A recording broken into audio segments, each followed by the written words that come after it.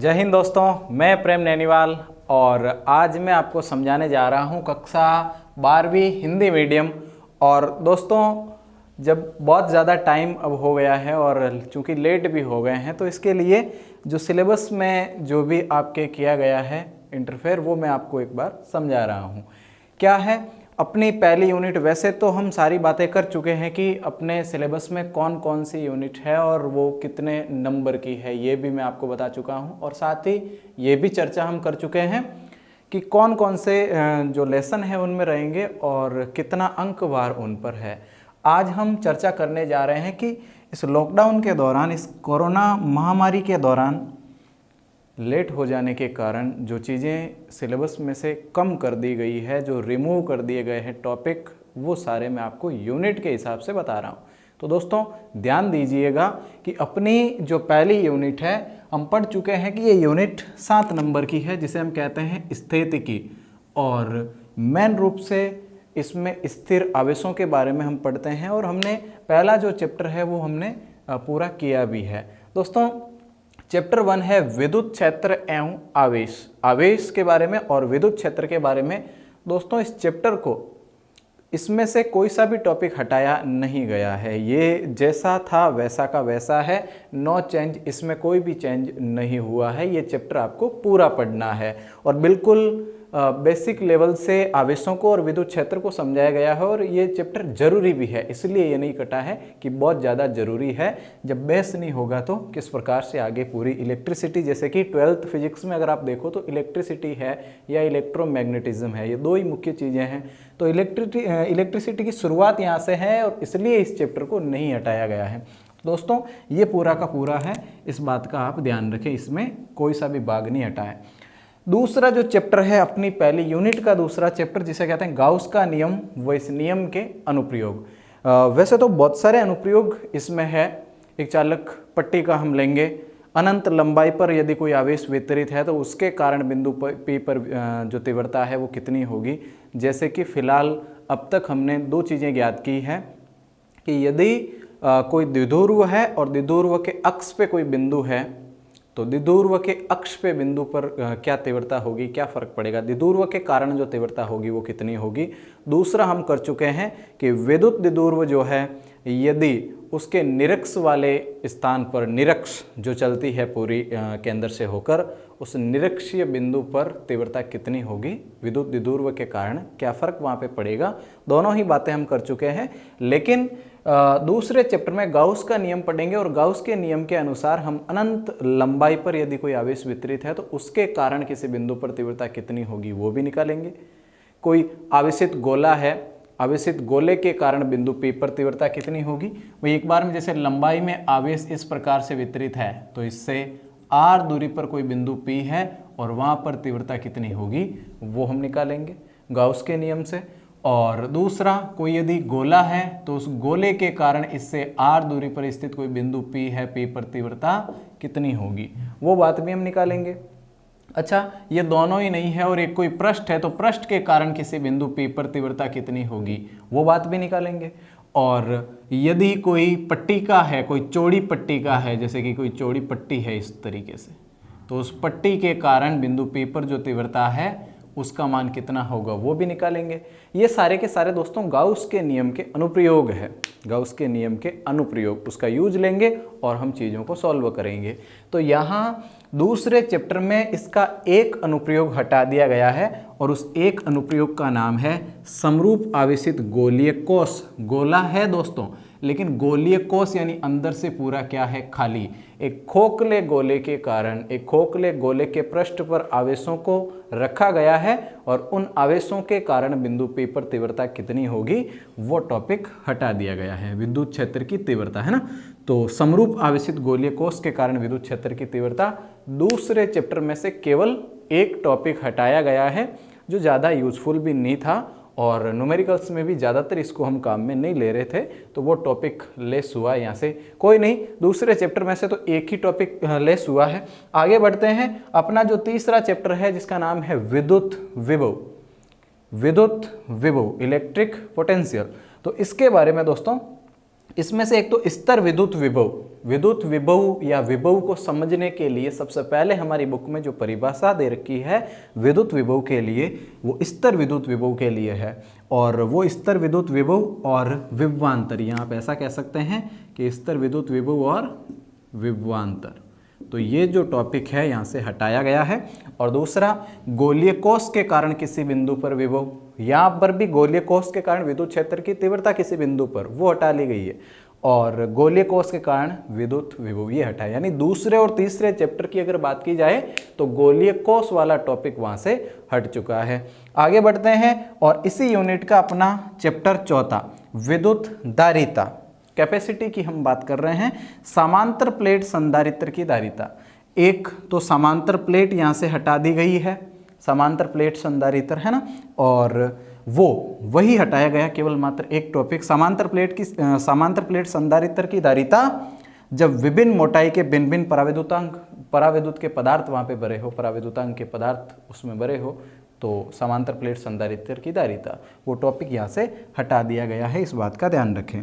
दोस्तों ये जो यूनिट है 7 नंबर की यूनिट थी, जिसमें से ये कुछ करेक्शन इसमें किया गया है, जैसे कि पहले लेसन में से तो कोई नहीं, दूसरे और तीसरे और चौथे लेसन में से केवल एक एक टॉपिक हटाया गया है। यानी ये जो यूनिट है बहुत ही महत्वपूर्ण है हमारे लिए और इसलिए इसको रखा गया है। दोस्तों यूनिट दूसरी, धारा विद्युत की, स्तर विद्युत की, जिसमें स्तर आवेशों का अध्ययन, और दूसरी जो हमारी यूनिट है वो है धारा विद्युत की, यानी अब जो आवेश गति करते हैं और धारा बनती है उस धारा के बारे में। उसमें भी 2 चैप्टर है, 5वां और 6वां। तो जो 5वां चैप्टर है विद्युत धारा नाम से, उस चैप्टर में से क्या कुछ हटाया गया है देखें, वही 10वीं वाले टॉपिक, जैसे कि विद्युत धारा। सबसे पहले तो विद्युत धारा के बारे में जो कुछ आप पढ़ते हो उसको हटाया गया है। और ओम का नियम जो है, जैसे कि 10वीं क्लास में हम पढ़ते हैं, तो वो ओम का नियम यहाँ से हटा दिया गया है। ओम का नियम प्रतिरोध के बारे में हमें बताता है और विद्युत प्रतिरोध के बारे में भी यहाँ से ये टॉपिक भी हटा दिया गया है। अच्छा, प्रतिरोधकता जो है वो भी हटा दी गई है, प्रतिरोध से बनी प्रतिरोधकता। और प्रतिरोध व प्रतिरोधकता पर ताप का जो प्रभाव है, ताप का प्रभाव, ये टॉपिक भी आपके 10वीं क्लास में है, तो ये यहाँ से हटा दिया गया है। और कार्बन प्रतिरोध, ये नया टॉपिक एवं वर्ण कोड। कार्बन प्रतिरोध जो होते हैं, जैसे प्रतिरोध में हम पढ़ते हैं कार्बन प्रतिरोध और वर्ण वाले, है ना, कलर वाले, वो प्रतिरोध, वर्ण कोड उसके जो होते हैं, वर्ण कोड हम पढ़ते हैं, वो सारे वर्ण कोड प्रतिरोध वाले और कार्बन प्रतिरोध ये हटा दिए गए हैं। प्रतिरोधों का संयोजन, दोनों प्रकार के, श्रेणी क्रम संयोजन और समांतर क्रम संयोजन, वो दोनों के दोनों टॉपिक भी यहाँ से क्या कर दिए गए हैं, हटा दिए गए हैं। और विद्युत शक्ति, इलेक्ट्रिक पावर जो है वो भी हटा दी गई है, विद्युत शक्ति। अगर ध्यान से दोस्तों देखा जाए तो ये सारे के सारे टॉपिक हम 10वीं क्लास में पढ़ चुके हैं, केवल एक टॉपिक को छोड़ के, और वो है कार्बन प्रतिरोध एवं वर्ण कोड। कार्बन प्रतिरोध एवं वर्ण कोड के अलावा ये सारे टॉपिक हमारे 10वीं क्लास में पढ़े हुए हैं। विद्युत धारा नाम का जो चैप्टर था, 10वां चैप्टर, उसमें सारा कुछ पढ़ा हुआ। ये ओम का नियम, प्रतिरोध, प्रतिरोधकता, है ना, और जैसे ताप का प्रभाव प्रतिरोध पर, प्रतिरोधकता पर ताप का प्रभाव क्या पड़ता है, वो भी, दोनों संयोजन, श्रेणी क्रम संयोजन और समांतर क्रम संयोजन, और विद्युत शक्ति, ये सारे के सारे टॉपिक हम 10वीं में पढ़ चुके हैं और इसलिए ये टॉपिक हटा दिए गए हैं कि अब इनका कोई उपयोग नहीं है। हालांकि रिकेप हो जाने चाहिए, लेकिन चूंकि टाइम कम है तो उस हिसाब से हटा दिए गए हैं। अपनी दूसरी यूनिट का जो चैप्टर है 6वां, वो चैप्टर यानी कि विद्युत परिपथ, उसमें से क्या किया गया है, विभव मापी के जो अनुप्रयोग है उसमें से एक अनुप्रयोग अल्प प्रतिरोध का मापन, केवल एक टॉपिक यहाँ से हटाया गया है। कौन सा? विभव मापी के अनुप्रयोगों में जो एक अनुप्रयोग है विशेष प्रकार का, अल्प प्रतिरोध का मापन, वो यहाँ से हटाया गया है। दोस्तों ये जो यूनिट है मैंने आपको पूरी बता दी है कि धारा विद्युत की, इसमें जो 2 चैप्टर है, ये तो लगभग 10वीं वाला मैटर यहाँ से हटा है और यहाँ से मात्र एक टॉपिक हटाया गया है। बात करते हैं आगे यूनिट जो तीसरी है, विद्युत धारा के चुंबकीय प्रभाव। और विद्युत धारा के चुंबकीय प्रभाव में जो 7वां चैप्टर है, भाई चैप्टर कहें या यूनिट कहें, दोनों के नाम यही है। इस यूनिट में मात्र एक चैप्टर है, यानी कि 7वां चैप्टर, जिसका नाम है विद्युत धारा के चुंबकीय प्रभाव। दोस्तों इसमें से एक तो चुंबकीय क्षेत्र की दिशा, एक तो ये हटा दिया गया है, चुंबकीय क्षेत्र की दिशा, और एक साइक्लोट्रॉन के बारे में जो आप पढ़ते हो वो सारा का सारा हटा दिया गया है। तो ये दो यहाँ पे हम कह सकते हैं कि ये टॉपिक है जो 7वें चैप्टर में से लेस हुए हैं। आगे बढ़ते हैं और यूनिट संख्या जो अपनी 4 है उसकी बात करते हैं। चुंबकत्व एवं चुंबकीय पदार्थों के गुण। यूनिट 4 चैप्टर का नाम भी यही है और चैप्टर है 8वां। दोस्तों इस यूनिट में यानी कि तीसरी यूनिट में भी मात्र एक चैप्टर है और चौथी में भी एक ही चैप्टर है 8वां। तो चुंबकत्व एवं चुंबकीय पदार्थों के गुण, ये जो चैप्टर है इसमें से काफ़ी कुछ हटा है। एक तो प्राकृतिक चुंबक जो होता है वो, एक कृत्रिम चुंबक जो हम बना सकते हैं, चुंबकीय क्षेत्र रेखाएं, ये 10वीं क्लास में हमने पढ़ रखा है, चुंबक द्विध्रुव और चुंबक द्विध्रुव आघूर्ण। चुंबकीय द्विध्रुव और चुंबकीय द्विध्रुव आघूर्ण ये दोनों टॉपिक हटे हैं। चुंबकीय क्षेत्र की तीव्रता वो भी हट गई है, जो कि एक नया टॉपिक था हमारे लिए लेकिन लेस हो गया। एक समान चुंबकीय क्षेत्र में दंड चुंबक पर बल आघूर्ण। एक समान चुंबकीय क्षेत्र में जिस प्रकार से हमने पढ़ा है कि एक समान विद्युत क्षेत्र, ठीक उसी प्रकार से चुंबकीय क्षेत्र भी होता है। अगर हम देखें तो विद्युत क्षेत्र और चुंबकीय क्षेत्र है ना, तो चुंबकीय क्षेत्र की यहाँ पे बात की जाएगी। और एक समान चुंबकीय क्षेत्र में अगर कोई दंड चुंबक रखा गया, कोई छड़ चुंबक रखा गया है, तो उस पर जो बल आघूर्ण टॉर्क का मान होगा वो टॉपिक भी यहाँ से हट गया है। चुंबकीय पदार्थों का वर्गीकरण, चुंबकीय पदार्थों का वर्गीकरण आप अच्छे से समझ गए, ये टॉपिक भी यहाँ से हट गया है। विशिष्ट उपयोगों के लिए चुंबकीय पदार्थों का चयन, विशिष्ट उपयोगों के लिए चुंबकीय पदार्थों का चयन किस प्रकार से आप करेंगे वो भी लेस हो गया।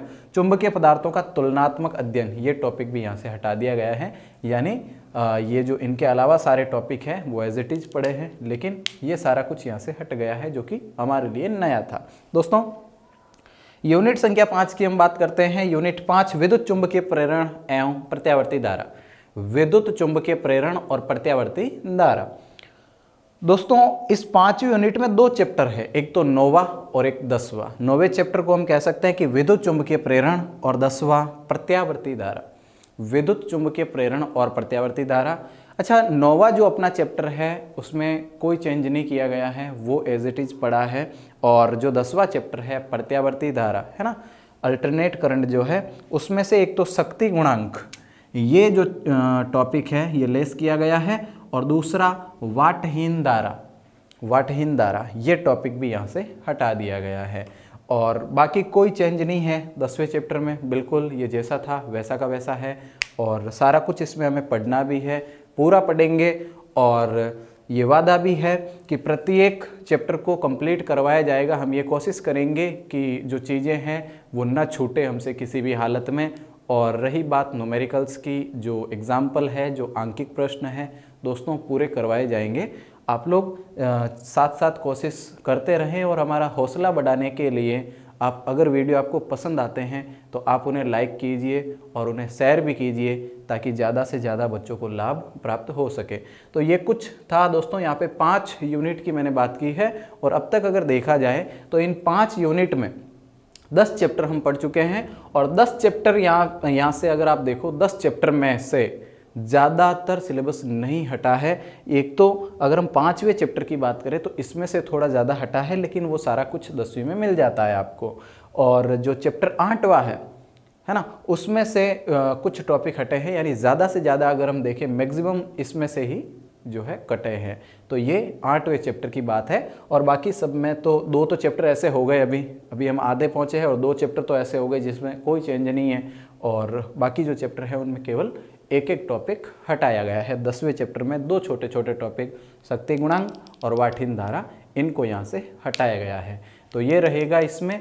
आगे बढ़ते हैं और बात करते हैं यूनिट संख्या 6 की। चलते हैं अपनी अगली यूनिट की ओर, और वो है 6वीं यानी कि प्रकाशिकी, ऑप्टिक्स। दोस्तों ऑप्टिक्स के 2 चैप्टर हमारे यहाँ पे डाले गए हैं, और एक है किरण प्रकाशिकी और एक है तरंग प्रकाशिकी। तो सबसे पहले हम बात करते हैं किरण प्रकाशिकी, और इसमें से दोस्तों प्रकाश का जो परावर्तन है वो टॉपिक यहाँ से हटाया गया है। अगर आप देखें तो गोलीय दर्पण सूत्र जो हम 10th क्लास में पढ़ते हैं, अच्छा गोलीय दर्पण ये भी 10th क्लास में है।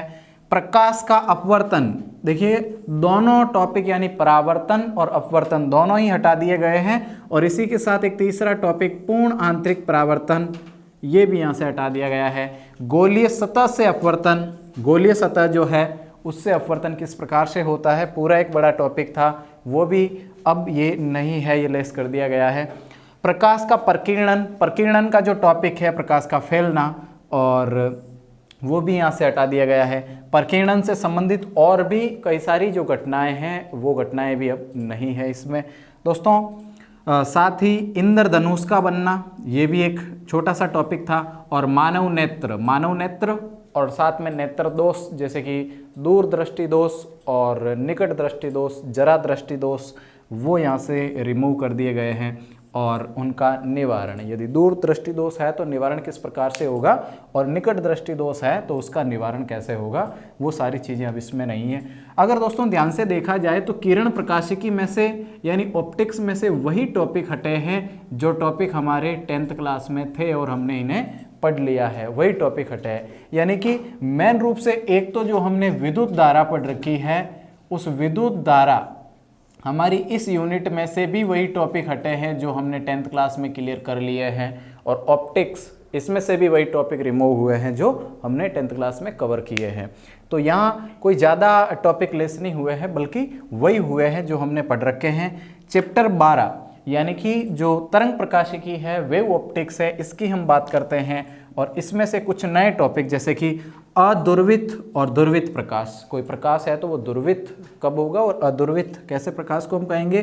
दुर्वण तल एवं कंपन तल, ये दोनों ही क्या होते हैं, दुर्वण तल प्रकाश का, कंपन तल, समतल दुर्वित प्रकाश, ये एक प्रकार।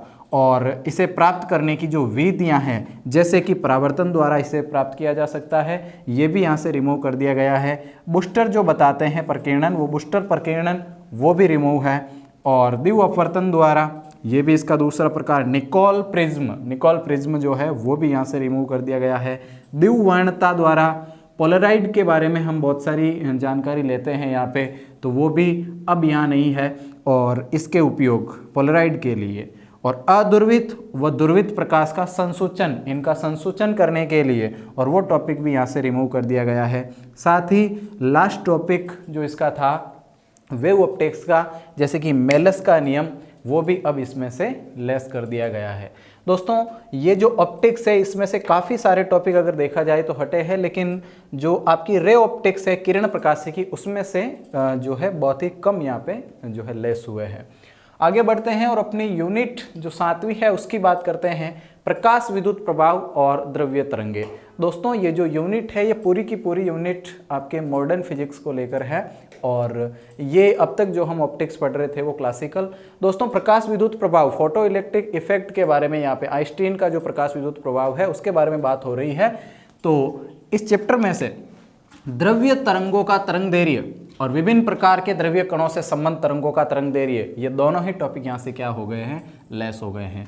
डेविसन और जर्मर का जो प्रयोग है वो भी अब इसमें नहीं है, और उनके प्रयोगों से जो निष्कर्ष प्राप्त किए जाते हैं वो भी आपको अब नहीं पढ़ने होंगे। और हाइजेनबर्ग का जो अनिश्चितता सिद्धांत है जो बहुत ही महत्वपूर्ण है, वो भी यहाँ से रिमूव कर दिया गया है। तो मेन रूप से जो अपनी 7वीं यूनिट है यानी कि मॉडर्न फिजिक्स, उसमें से काफ़ी सारे इंपॉर्टेंट टॉपिक भी यहाँ पर अगर हम देखें तो लेस हुए हैं। आगे बढ़ते हैं और यूनिट संख्या 8 दोस्तों, परमाणुीय एवं नाभिकीय भौतिकी, एटॉमिक एवं वहाँ पे न्यूक्लियर जो फिजिक्स है, वो दोनों के दोनों चैप्टर यहाँ पे दे रखे हैं, जैसे कि चैप्टर 14 और चैप्टर 15। दोस्तों परमाणुीय भौतिकी अपना जो 14वां चैप्टर है, उसमें से थॉमसन का जो परमाणु मॉडल है वो यहाँ से रिमूव कर दिया गया है। हालांकि कुछ हद तक इसे हम 10th क्लास में पढ़ते हैं, लेकिन इसे भी यहाँ से हटा दिया गया है।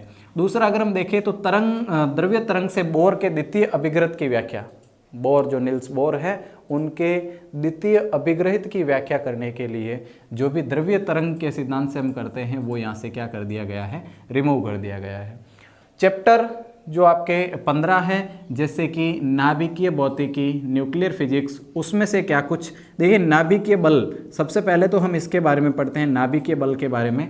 और हालांकि ये टॉपिक 11th क्लास में था, भले ही रिमूव हुआ हो, लेकिन इसके बारे में जानकारी हमें रखनी है। रेडियो सक्रियता, और रेडियो सक्रियता के दौरान ही अल्फा बीटा गामा किरणें, और गामा किरणें जो भी है, अल्फा किरणें, बीटा किरणें, इनके गुण, ये सारी चीज़ें यहाँ से रिमूव कर दी गई है।